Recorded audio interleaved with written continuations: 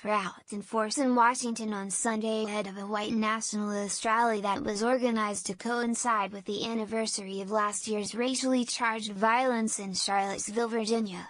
The Unite the Right to event was set to take place at 5:30 p.m., 2130 GMT, in Lafayette Square, across the street from the White House. Several demonstrations by counter-protesters, who were expected to outnumber the white nationalists, were being held nearby. There was an enormous police presence to keep both sides apart and avoid the street brawls that broke out last year in downtown Charlottesville.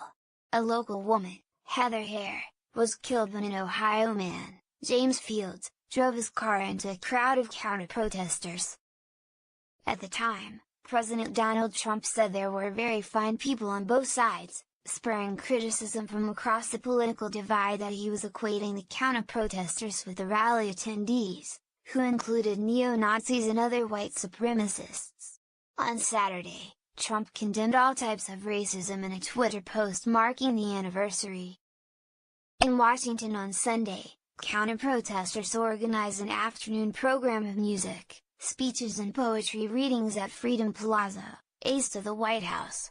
Sean Cretu, a 17-year-old who lives in Maryland, was wearing a vest with Antifa on the back and said he was there to help start a movement of peaceful anti-fascists.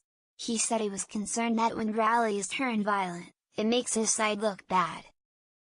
Public perception is key, he said.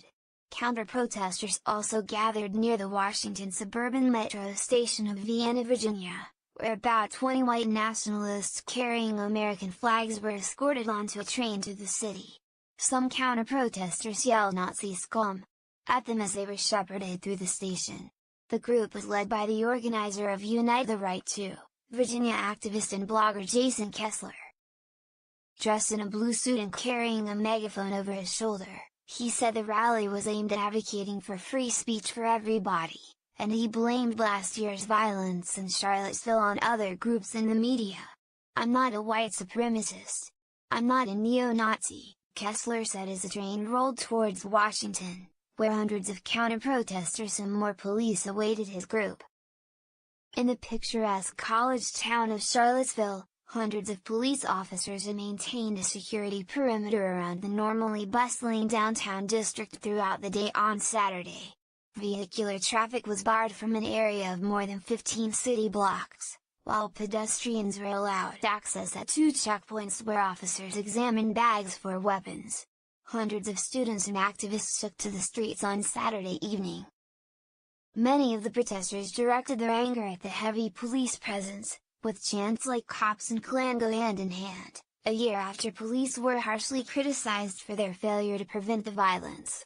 Earlier on Saturday, a group of anti-fascist protesters walked through the downtown area, holding signs with messages like "Goodnight White Pride."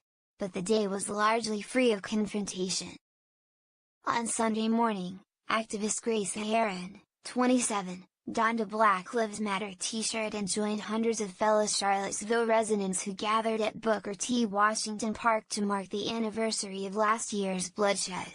"We want to claim our streets back, claim our public space back, claim our city back," Heron said at the park.